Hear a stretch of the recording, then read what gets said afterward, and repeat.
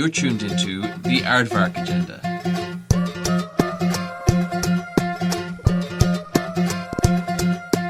A mix of shows, interviews, documentaries, music, and a whole lot more.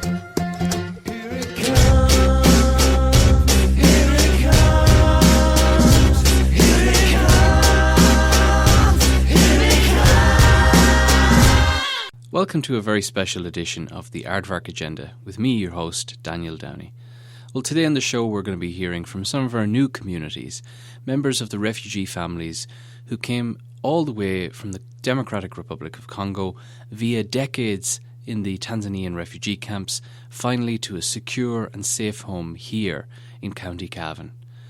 Well, we're going to be hearing some of their experiences, some of them harrowing, some of them hopeful, and all of them meaningful. We hope you enjoyed this show, and if you want any more information or if you'd like to download, just click, comment or download at the site here on Cavan Online Radio. Thanks for listening, folks, and enjoy the show. Bwinga Milingita, historia fupi ya maisha yangu. This is my life story. I'm a son of Majuto Charles Mbokani Milingita and Sakina Kandolo. I was born in Democratic Republic of Congo in 1987 in a village called Baraka. My father and my mom had 11 children and I was the 9th born.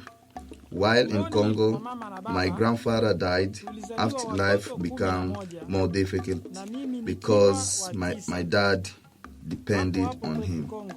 In 1996, the war starting, we were forced to run and go hide in the forests. While in the forests, we were ambushed and my dad and my mom were wounded. And my brother was killed. In the same year, we started a difficult journey to Tanzania. When we arrived in Tanzania, UNHCR took us. Then my parents began to get treatment. After treatment, UNHCR moved us to Nyarugusu camp. In 2010, I lost my father, who died. Life in camp was very difficult. We spent 20 years in the camp. In 2013, I got married to Maua Asende while in Nyarugusu camp. We struggled in up and down. After all struggle, my wife was accepted to come to Ireland, which was good news. My wife came to Ireland and I was left in Tanzania. When my wife left me, I wasn't happy because of the distance.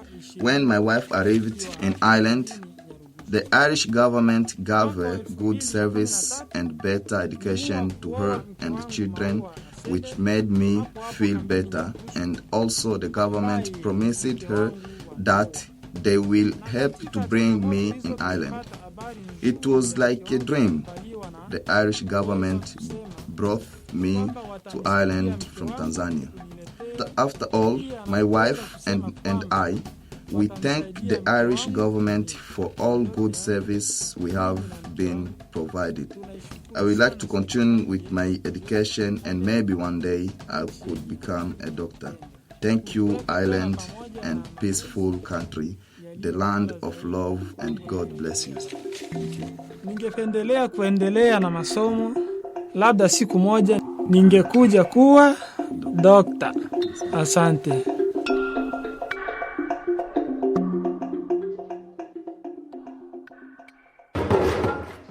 My name is Riziki Giri.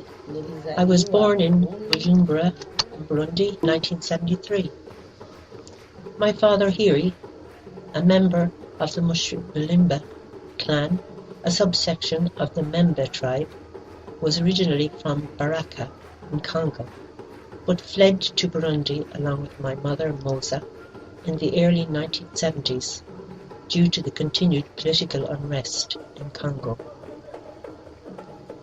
Living as refugees in Burundi was very difficult for my father and mother, but he worked hard as a carpenter, and she helped him run the business. My mother was his third wife, and they had 8 children all told. to go along with the 5 children of his other 2 wives. Although life became relatively good in Burundi, we were always going to be considered refugees there. So my father was determined that we would return to the Congo one day, which we did about 1978. Life was a lot tougher in Congo for us, and getting an education for your children was very difficult and expensive. When I was 12 years old and I had just finished my 6th year in primary school, I had to leave as my parents could no longer afford to send me to school. When my mother would go out to work on the farm, I would be left at home to mind my little brothers and sisters. In order to be able to afford to buy clothes and other things for myself, I started my own business, selling fish, onions, tomatoes and other vegetables.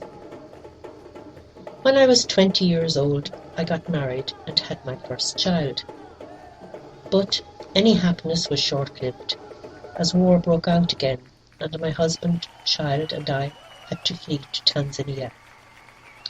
Life was very hard in the camps in Tanzania, but we had to make the most of it. Again, my entrepreneurship came into play, and we started a business selling fish and vegetables in order to supplement the aid that we received. We had 2 more children, but then we divorced. I then remarried and had another child, but unfortunately my new husband fell ill and passed away. In 2013, I received the good news that I had been chosen to move to Ireland, an opportunity that I was very thankful for. Although we had been told that Ireland was a lot colder than Congo, when we arrived it still came as a great shock, as our imagination hadn't quite prepared us for the reality. The language is also very difficult, but at present I am attending English classes, and in the future I would like to continue my education and in time qualify to work in childcare. Life is good in Ireland, and the one huge difference between my life here and my life in Africa is that I am treated with respect and my human rights are protected. The Irish government and the Irish people have been very supportive and helpful to my family and I, which I am very thankful for. The conflict in Congo has had a devastating effect on the people of the country, my family included. My father was killed in 1991, as well as his wife and 2 children. I remain in contact with relatives in Congo, and to this day life remains very hard and dangerous due to the continued fighting in the eastern part of the country. I also remain in contact with a number of uncles and nephews living in the camps in Tanzania, where again life continues to be difficult. Ninazungumza wanaoishi kambini Tanzania ambako nako maisha ni magumu.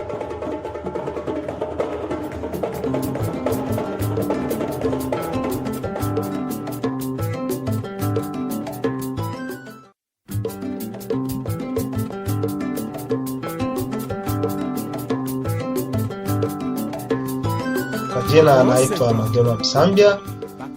Mimi ni mzaliwa wa pale Uvira, DRC. My name is Mangelwa Msambia, and I was born in the town of Uvira in the Democratic Republic of Congo in 1985. My father was a farmer and chief of the village of Makabola, and had 5 wives altogether. I lived with my mother and 9 siblings in Uvira, whilst my father would divide his time between his village and the town. My mother had a market stall in the town selling clothes and vegetables, and we had a relatively good life growing up. Myself and my siblings especially enjoyed going to school, and I completed my primary school education when I was 12 or 13. When I finished school, I set up my own business, which was part of a small shop selling soaps, oils and various other products which I imported from Burundi. In the year 2000, I, my father and my 4 brothers fled to the town of Kalemi on the western shore of Lake Tanganyika in order to avoid having to fight for the rebel forces of Laurent Kabila. If you refused to fight, they would kill you, so we were literally fleeing for our lives.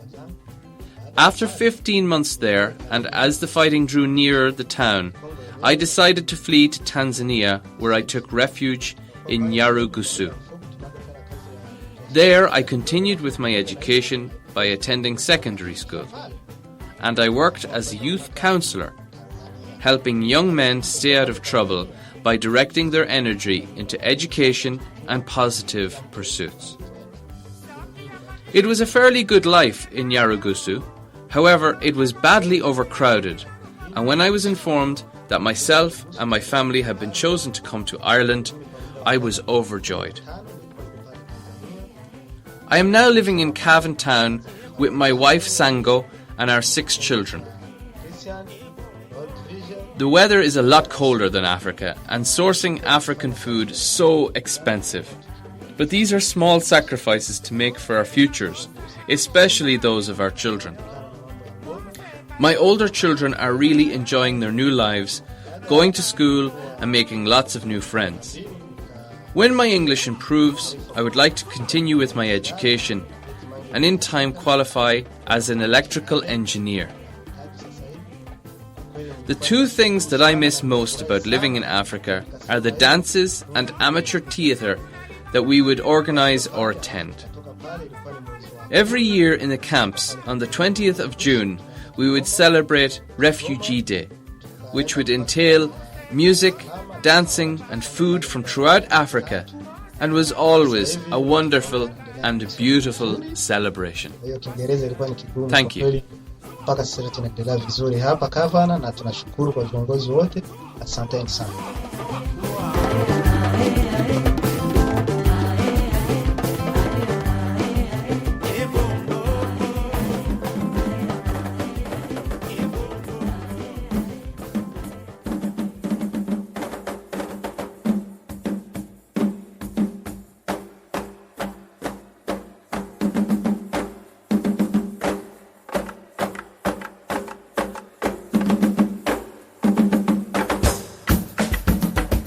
Kutoka Nawera hadi Cavan.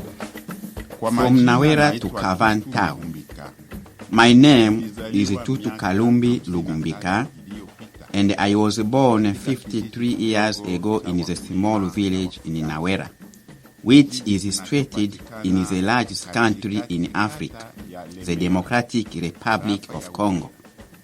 At the time of my birth, it was known as Zaire. Although it had gone through a number of changes of name since it is discovered by Portuguese explorer Diego Cao in 1482. My story is long, and at the time I reduce let tell, but a story worth telling. There are times of extreme hardship interspersed with times of great joy and happiness. It started off in Nyawera, a village of power farmers, both Arab and pastoral, a very happy place to live with great community spirit. It continues with my decision to head off to school, my determination to get an education, and the sacrifice made by my parents to help me achieve my goals. This determination eventually led me to graduate for veterinary college. The next step was to get a job, which was not too easy. And when I eventually started working for the Ministry of Agriculture, it too had its problems. After the disappearance of my father in 1993, my life was turned upside down. And for the safety of my family, I took the decision for us to flee to Tanzania. For the next 20 years, we lived in various